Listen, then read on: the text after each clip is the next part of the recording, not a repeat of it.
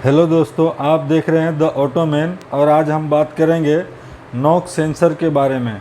जो टाटा BS4 गाड़ियों में नॉक्स सेंसर लगा होता है, हम देखते हैं कि इस तरह से ये चेचिस में फिटिंग होता है और ये भाग हमारे साइलेंसर में इस तरह से ये 22 mm का टूल लगता है, इसमें फिक्स स्पिनर। और इसे टाइट करने के बाद ये सिरा जो हम देख पा रहे हैं, ये वाला, ये हमारा साइलेंसर के अंदर लगा होता है, जिसमें बारीक होल होते हैं इस तरह से। इसके 2 पॉइंट पे बारीक होल होते हैं, एक यहाँ पे और एक यहाँ पे। और ये इधर यहाँ पे वायरिंग जो कपलर है, J2 का वायरिंग का कपलर जो आता है नॉक्स सेंसर का वायरिंग हार्नेस, वो यहाँ इस तरह से लगा होता है।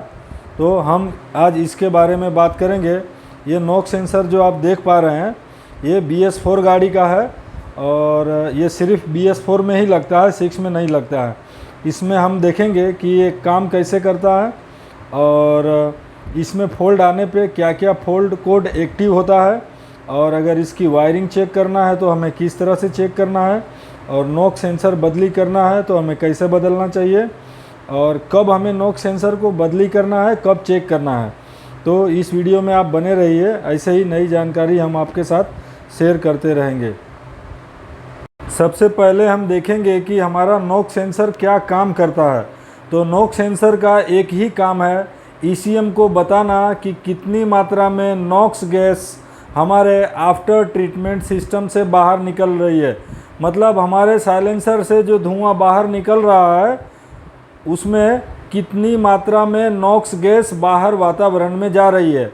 ये सिर्फ जानकारी ECM को देता है। इस जानकारी के मदद से ECM डिसाइड करता है कि अब ये BS4 का मानक जो सेट किया हुआ है, उसकी मात्रा से अधिक निकल रही है या कम निकल रही है। वो डिसाइड करने का काम ECM का है, और उसकी जानकारी के माध्यम से ECM क्या करेगा, अगर BS4 की मात्रा से ज़्यादा निकल रही है तो ये ECM जो है डोजर को एक्टिवेट कर देगा, और डोजर के साथ जितने भी कंपोनेंट आते हैं सबको चालू करके यूरिया स्प्रे कराना शुरू करेगा और नॉक्स गैस को नियंत्रित करेगा। उस समय भी ECM को नॉक्स सेंसर से जानकारी जाते रहती है कि अब यूरिया छींटने के बाद कितनी मात्रा में नॉक्स नियंत्रित हो रहा है, कितनी मात्रा में नॉक्स नियंत्रित हो रहा है, जो यूरिया छींटने के बाद उसकी मात्रा घट रही है कि नहीं।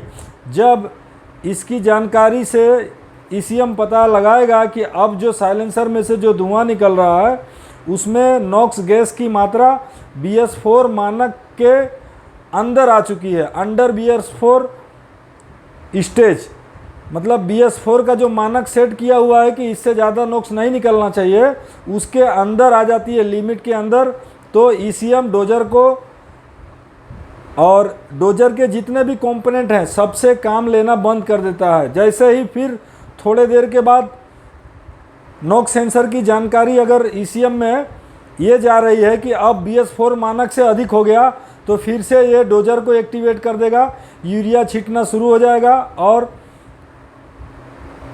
नॉक्स गैस कंट्रोल करना शुरू हो जाएगा। मतलब अगर शॉर्ट में देखें तो नॉक्स गैस कितनी मात्रा में जा रही है धुएं के साथ, और उसकी जानकारी ECM को देते रहता है शुरू से लेके आखिर तक, जब तक हमारा इंजन स्टार्ट रहेगा और गाड़ी चलती रहेगी। तो इसका काम है ECM को गैस में जाने वाली नॉक्स की मात्रा को बताना। अगर इसमें कोई खराबी आती है तो हमें कैसे और क्या चेक करना है। तो सबसे पहले तो हमें इसका कपलर निकालना है, वायरिंग का कपलर निकालना है।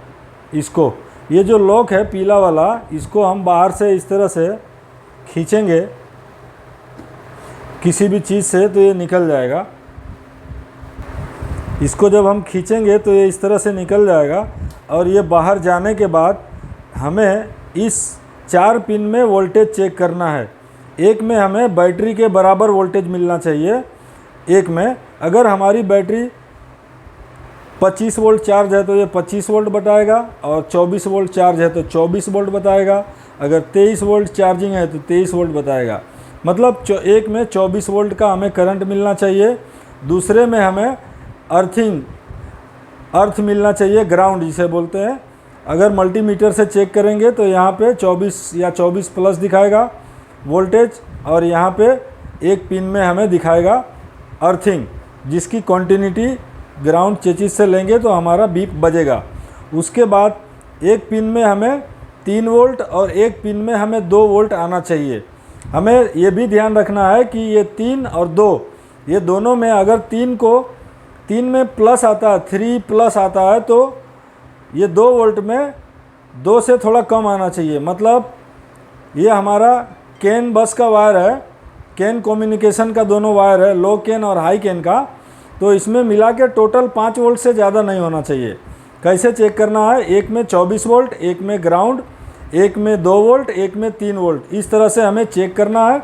अगर ये सही है तो हमारी वायरिंग ओके है। उसके बाद हमें यहाँ पे देखना है कि ये हमारा नॉक सेंसर सड़ गल तो नहीं गया है। ये हाई टेम्परेचर पे रहने की वजह से हमारा ये भाग जो साइलेंसर में होता है, एक तरफ से गर्मी लगते लगते यहाँ पे हीटर जो है, अंदर हीटर है, तो वो सड़ जाता है, गल जाता है, तो उसकी भी समस्या आती है।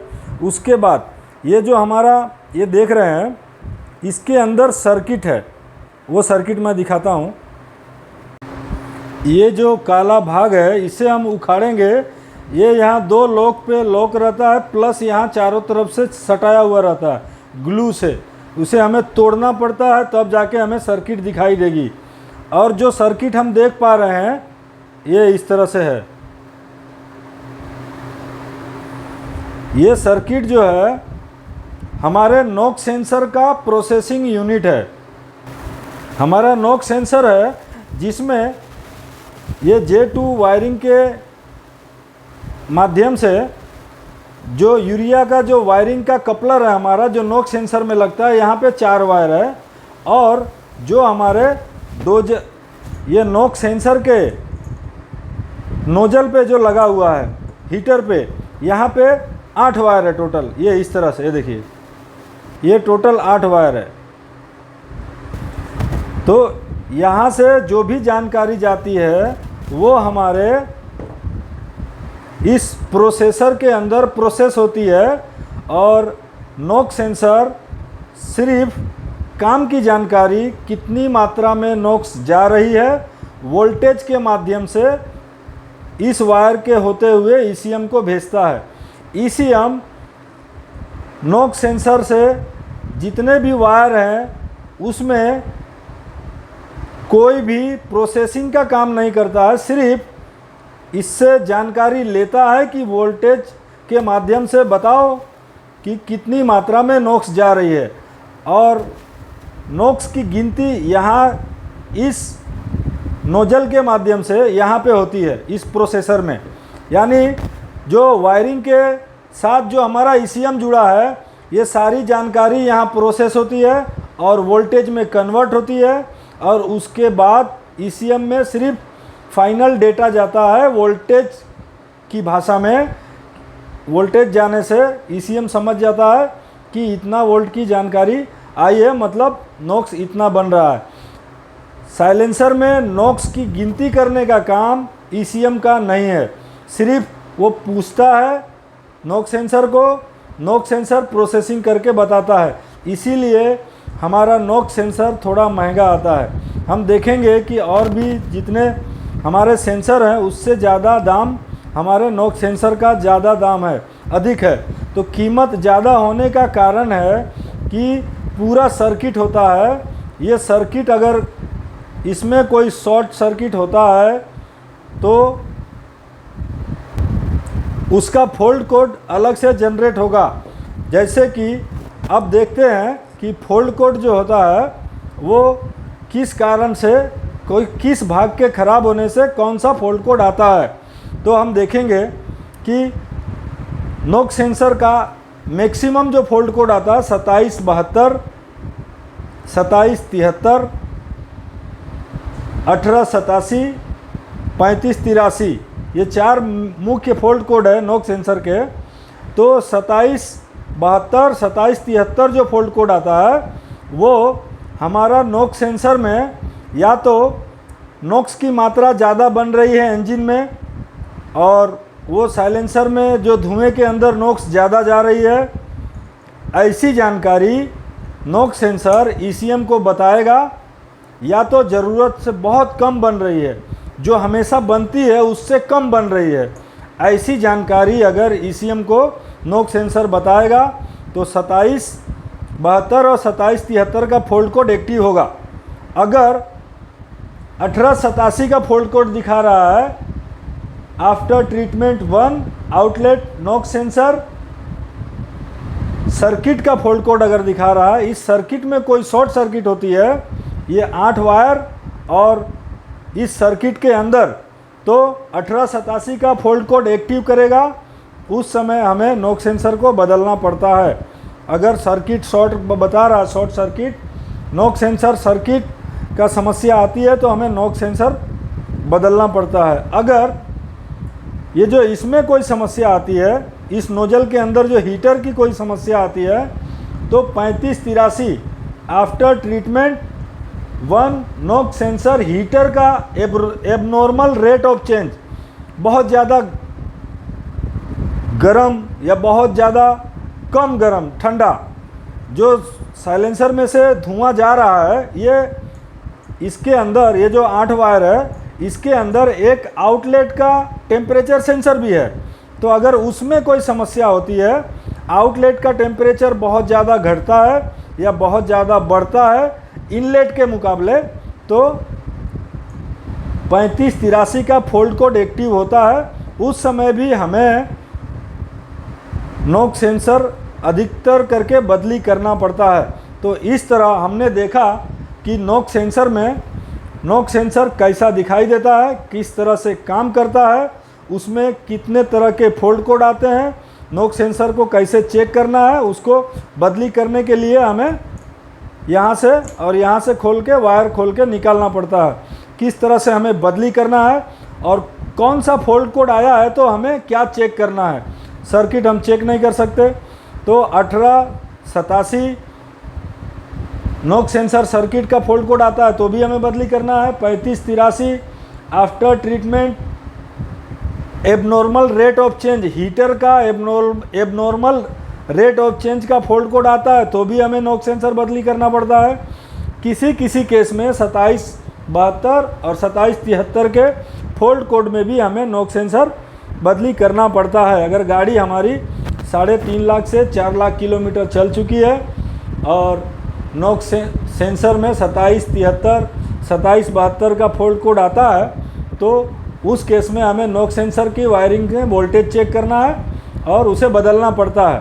तो हम इस वीडियो में एक और कॉमन फॉल्ट कोड की बात करते हैं, 2771 2771। अगर हमारी गाड़ी में 2772 2773 3583 और 1887 ये 4 में से कोई भी फॉल्ट कोड आएगा तो उसके साथ 2771 आएगा। 2771 अगर हमारा आफ्टर ट्रीटमेंट सिस्टम या डोजर या फिल्टर या नोजल या नॉक्स सेंसर की सर्किट या वायरिंग कोई भी चीज़ में फॉल्ट होता है जिसके वजह से नॉक्स गैस बनती तो इंजन में है लेकिन वो नियंत्रित नहीं होती है या उसके नियंत्रित करने में कोई बाधा खड़ी होती है, तो एक जनरल फॉल्ट कोड है, वो है 2771। तो 2771 आता है तो हमें सब चेक करना है। जैसे हमारे वायरिंग का चारों पिन में वोल्टेज, यहाँ पे वायरिंग सही से फिटिंग है कि नहीं, नोजल पे कचरा तो नहीं लग गया है, कार्बन पार्टिकल्स इसको साफ़ कर लेना है, हवा मार लेना है। उसके बाद हमारे डोजर में जो फिल्टर आते हैं, तीनों फिल्टर यूरिया के टैंक के अंदर, डोजर के अंदर और एक हवा और ऑयल सेपरेटर फिल्टर आता है जो हवा का फिल्टर है, वो चेक करना है। और हमारा दूसरा जो एयर सोलोनॉइड होता है, ये वाला एयर सोलोनॉइड, इसका वोल्टेज चेक करना है, 12-24 आता है कि नहीं देखना है। मतलब अगर गाड़ी में कोई भी फॉल्ट कोड आएगा नॉक्स सेंसर से रिलेटेड तो 2771 फॉल्ट कोड आएगा ही आएगा। अगर दूसरा कोई भी डोजर या आफ्टर ट्रीटमेंट सिस्टम या नॉक सेंसर या टेम्परेचर सेंसर इसका भी कोई फॉल्ट कोड आता है तो साथ साथ में 2771 आएगा।